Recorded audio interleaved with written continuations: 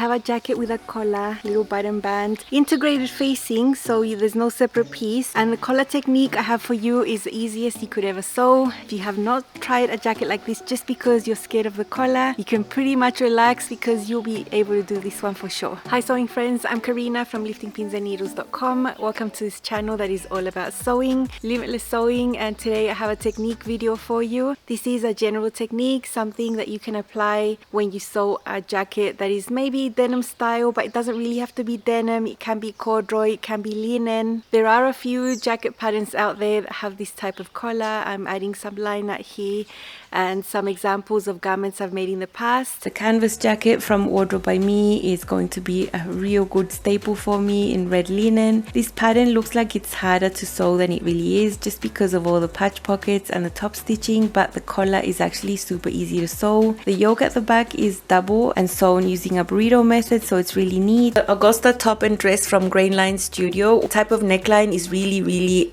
special, different, asymmetric. The collar pieces are cut from a contrast linen. Making the collar out of the linen made this feature easier to sew and to press and everything. I used a cotton shirting for contrast to make the collar and the cuffs. That always makes it a little easier. I know if I tried to do the collar and everything with the same rayon, it would have been a lot more fiddly. There's the collar, small little lapel there. You know, if you button this all the way up, you could wear it like that, but why would I want to do that when I could just wear it like this? And I decided to create this technique video because it is easier to one I have shown you already in the past. I think at the beginning of 2020 I uploaded a collar technique video that was based on the Atenas denim jacket from Itch to Stitch. Love the technique, it's no issue for me. But over time, after seeing other techniques from other patterns, I've sort of felt that that technique could be a little fiddlier than the one I'm going to show you today. They are both going to look exactly the same. It's just that this one that I'm going to show you seems to be a little bit more doable, especially if it's the first time that you're trying to sew a garment like this. Now, these types of garments usually look harder than they really are. They are really not that hard. Don't be scared because it looks like there's a lot of top stitching and a lot of seams.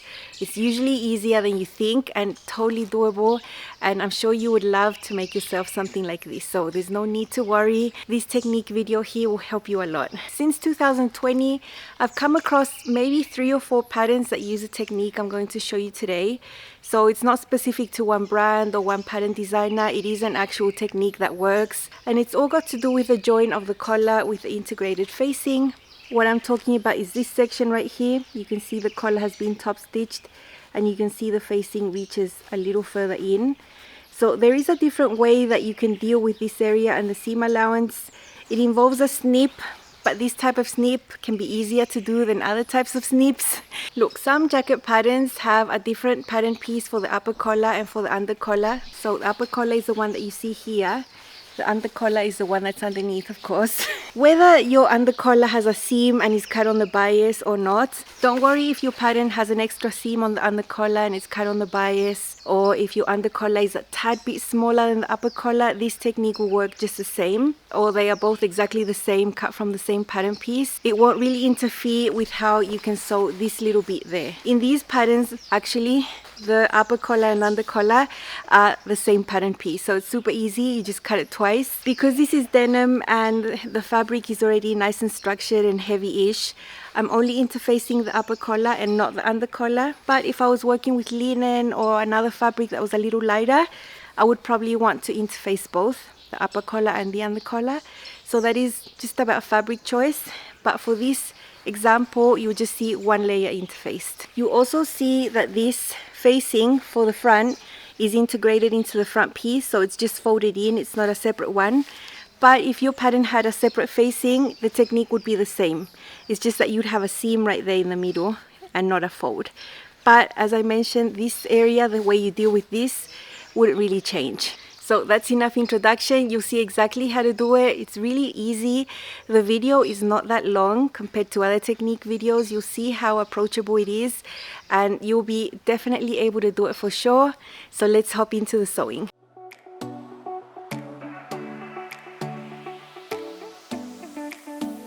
This is the front pattern piece and there is a dashed line right there.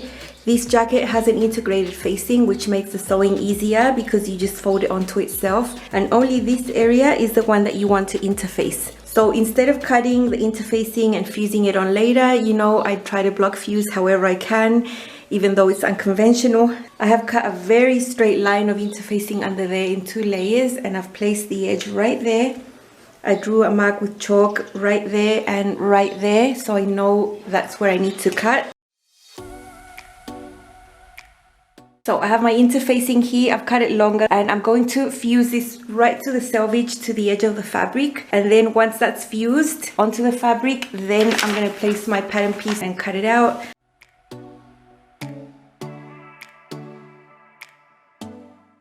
This is the front piece, and remember I had already fused it on before cutting my pattern piece.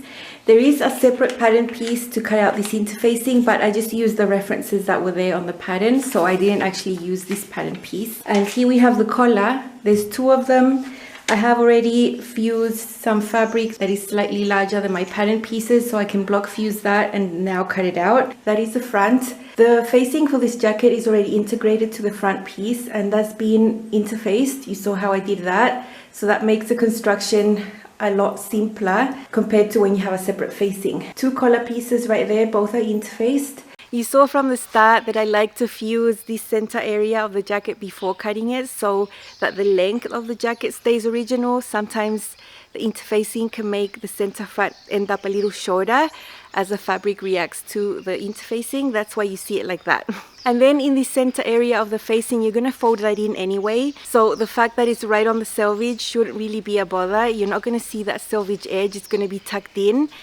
And it's just so much easier to fuse that interfacing along the selvage because you know that it's going to be right on the grain line, that your front's going to be exactly on the grain line, and everything's going to turn out super neat. I'm going to use a universal needle number 90/14. I think it's the right weight for this type of fabric. It's medium weight. When I'm doing regular seams, this is my preferred stitch length for medium weight fabrics like this. I wouldn't want to go smaller than this. And when I top stitch, I'm going to just increase that to 3.5 so that the top stitching is a little bit more visible. To stay stitched, I'll be doing this directionally, starting from the shoulder and going into the center. I'm using my regular stitch length.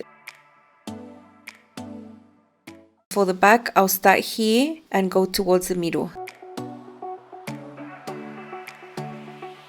Here we have the 2 collar pieces. They are identical. We have a non-interfaced one and we have an interfaced one. So what we need to do first before sewing them together is take the interfaced side. When you look at them like this, you have a longer curve and a shorter curve. This shorter curve is one that needs to be pressed in before we put this together. And as always, I want to be super accurate, so I'm just going to do a quick guide stitch along this curve here and then head over to the iron and press that up very nicely. Okay, so that has been done there. Let's just take the other piece and we are going to place them right sides together. And now what we need to sew is this short end, this long curve, and then this one down here. And we need to keep this folded as we sew this, so don't unfold it, just sew it with it folded like that.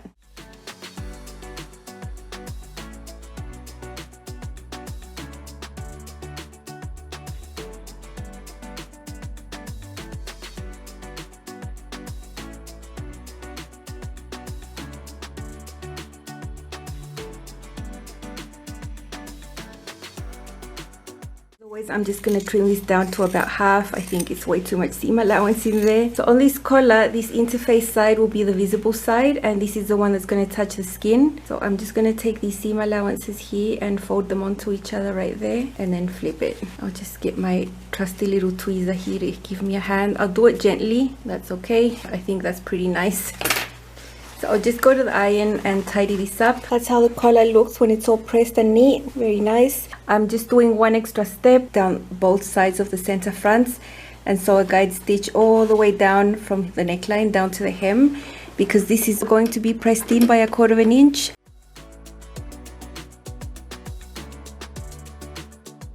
We've just done a whole lot of pressing and we're going to sort out the top here. This is the neckline. You can see there's a yellow notch there and a red notch right there. Make sure to match this notch with that notch. This is really important because we're going to sew from the fold right up to the notch and not beyond that. So this needs to be pretty accurate. This area needs to be secure, so we are going to back stitch right. So you can see where that notch is and where the seam started. This needs to be super exact. And now what we do is snip into here right up to the seam, but not through it. And actually I'm going to trim some of the seam allowance on this section here. And now we can flip this. Now what we are left with is this little pokey bit right there, and this is where we're going to sew our collar on later. But for now, this center is ready. Of course, you repeat this on the other side. Okay, now we are going to sew the collar onto the neckline, and I have already pinned it. So you just need to place them right sides together. So this is the collar, and this is the layer that's not interfaced, touching the right side of the neckline right here. And over here we can see the one that is interfaced where we had previously folded it, and it's all ready to go. Remember here we had this little pokey bit, and then we have the clean edge there.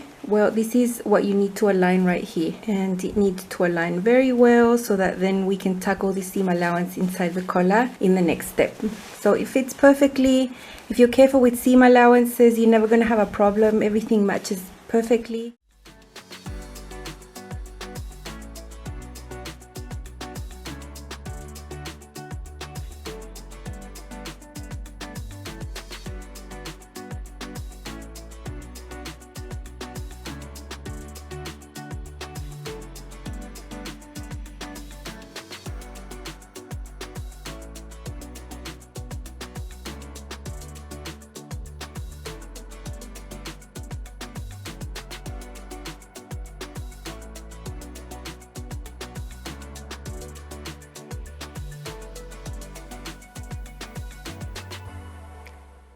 Now again, I'm going to trim the seam allowance down. It's just too much. Now I'm going to head over to the iron and press this up, and then all we need to do now is meet this folded edge to the seam, tuck the seam allowance inside here, and it's going to be super neat on this edge right there. That's how the collar is finished, and then we just need to edge stitch and finish this. Okay, I've hand basted that. I've taken my time to do it really neatly, and I want to edge stitch this with the contrast thread that I've been using. So I'm going to start around there and just pivot and just sew all of this area. I'm using my blind hem foot with a needle to the left to do a really neat edge stitch.